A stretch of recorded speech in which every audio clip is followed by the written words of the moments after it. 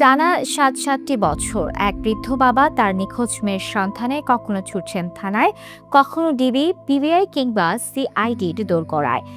চারটি তদন্ত সংস্থা যখনই বলেছে মেয়ের কোনো খোঁজ মিলেনি, তখনই সেই বাবা আদালতে দাঁড়িয়েছেন নারাজি নিয়ে।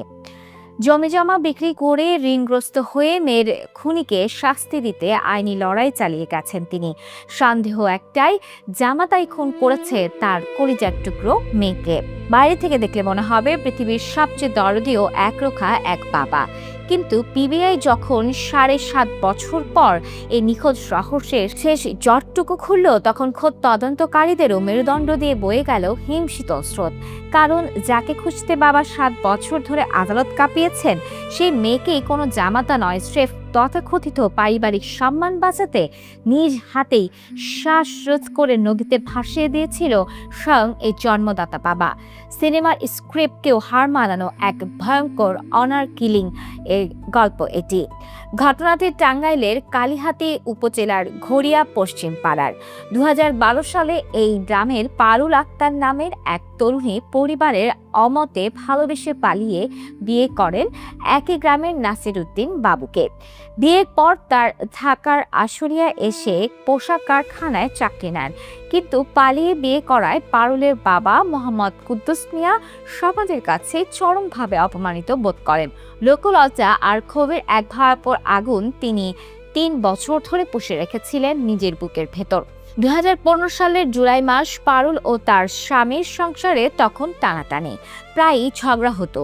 এই সুযোগটাই নিলেন কুদ্দুস মিয়া। তিনি মেয়েকে ফোন করে সব ভুলে বাড়ি ফিরে আসতে বললেন। বাবার কথায় বিশ্বাস করে ১৯ জুলাই স্বামীর ঘর ছেড়ে টাঙ্গাইলে বাবার কাছে চলে আসেন পারুল। তিনি জানতেন না তার বাবা যে তার জন্য নতুন জীবনের গল্প সাজাচ্ছেন, তা আসলে এক বিভীষিকাময় মৃত্যুফাঁদ।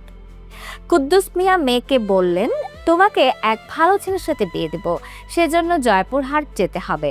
বাবার কথায় আবারও সরল বিশ্বাসে পা বাড়ালো পারুল। ২০১৫ সালের ২৫শে জুলাই রাতে পারুলকে কৌশলে জয়পুরহাট ৫ বিবি কলন্দপুর এলাকায় নিয়ে যান কুদ্দুস মিয়া।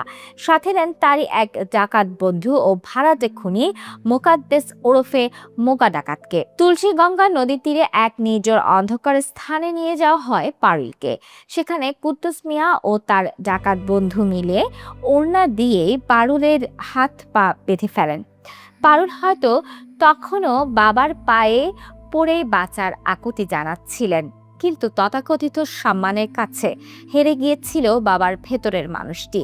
নিজের গামছা দিয়ে মেয়ের গলায় পেঁচিয়ে টান টান করে শ্বাসরোধ করে পারুলকে নিজ হাতে হত্যা করেন কুদ্দুস মিয়া। এরপর লাশটি ছুঁড়ে ফেলে দেয়া হয় তুলসীগঙ্গা নদীর উত্তাল স্রোতে। খুন শেষ করে কুদ্দুস মিয়ার মাথায় খেলে যায় এক শয়তানি বুদ্ধি। তিনি নিজের অপরাধ ঢাকতে এবং যার সাথে পারুল পালিয়ে গিয়েছিল সেই জামাতা নাসিরকে চিরতরে ধ্বংস করতে টাঙ্গাইলের আদালতে উল্টো মামলা ঠুকে দেন। দাবি করেন নাসিরই পারুলকে গুম করেছে। এরপর শুরু হয় কুদ্দুস মিয়ার মহানাটক। পুলিশ, ডিবি, সিআইডি একে একে তদন্ত করে ফাইনাল রিপোর্ট দেয়, কিন্তু কুদ্দুস মিয়া প্রতিবারই নারাজি দেন যাতে জামাতার ওপর থেকে পুলিশের সন্দেহ না কাটে।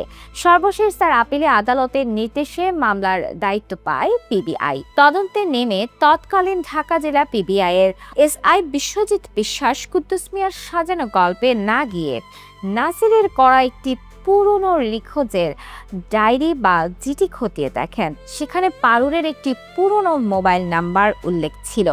৭.৫ বছর পর পিবিআই যখন সেই নম্বরের কল রেকর্ডে ঘাঁটতে শুরু করে, তখন দেখা যায় ঘর ছাড়ার আগে পারুল শেষবার যে নাম্বারের কথা বলেছিলেন সেটি কুদ্দুস মিয়ারই নাম্বার ছিল। যদিও কুদ্দুস মিয়ার পরিবার এই নম্বরের কথা সম্পূর্ণ অস্বীকার করে। ততদিনে সিমটি বন্ধ থাকায় কোম্পানি তার রংপুরের এক পোশাক কর্মীর কাছে বিক্রি করে দিয়েছিল। কিন্তু পিবিআই দমে যাননি। কুদ্দুস মিয়ার পরিবার ২২ জন সদস্যকে দফায় দফায় জেরা করে নিশ্চিত হওয়া যায় ওই বন্ধ সিমটি কুদ্দুস মিয়া ব্যবহার করতেন। এরপর কুদ্দুস মিয়াকে যখন পিবিআই রিমান্ডে নিয়ে মুখোমুখি জেরা শুরু করে, তখন তার দীর্ঘ ৭.৫ বছরের পাথরের মতো শক্ত অভিনয়ের দেয়াল ভেঙে চুরমার হয়ে যায়। সে স্বীকার করে, হ্যাঁ, আমি আমার মেয়েকে মেরে নদীতে ভাসিয়ে দিয়েছি। এদিকে তদন্তকারীরা খোঁজ নিয়ে দেখেন 2015 সালের 23 জুলাই পাঁচবিবির তুলসীগঙ্গা নদী থেকে এক অজ্ঞাত পরিচয় নারীর লাশ উদ্ধার করেছিল পুলিশ। পরিচয় না মেলায় 2019 সালে সেই মামলা বন্ধ হয়ে যায়। কিন্তু পিবিআই লাশের ডিএনএ টেস্টের মাধ্যমে নিশ্চিত হয় নদীতে পাওয়া সেই অজ্ঞাত লাশটি ছিল দুর্ভাগা পারুলের। চলতি বছরের জানুয়ারিতে পিবিআই সদর দপ্তর থেকেই প্রকাশিত বিশেষ তদন্তের বইয়ে পারুল হত্যাকাণ্ডের এই রোমহর্ষক বিবরণটি প্রকাশ করা হয়েছে। বর্তমানে বগুড়ার আদালতে ঘাতক বাবা আব্দুল কুদ্দুস ও ভাড়াটে খুনে মোকা ডাকাতের বিচার চলছে। আমাদের দেশে অনার কিলিং বা তথাকথিত সম্মান রক্ষার নামে নিজ সন্তানকে হত্যার ঘটনা খুবই বিরল। কিন্তু পারুল হত্যাকাণ্ড প্রমাণ করে দিল কুসংস্কার, অন্ধ অহংকার আর ক্ষোভ মানুষকে কতটা নিচে নামাতে পারে। যে বাবা জামাতাকে ফাঁসাতে 7 বছর ধরে জমানো জমি বিক্রি করে মামলা লড়েছেন, আজ আইনের অমোঘ নিয়মে সেই বাবাই দাঁড়িয়ে আছেন ফাঁসির মঞ্চের মুখোমুখি। সমাজকে স্তব্ধ করে দেয়া এই নির্মম ঘটনা আমাদের চোখে আঙ্গুল দিয়ে দেখিয়ে দেয়, অপরাধের নাটক যত নিখুঁতই হোক না কেন, সত্যের আলোতে তা প্রকাশ পাবেই।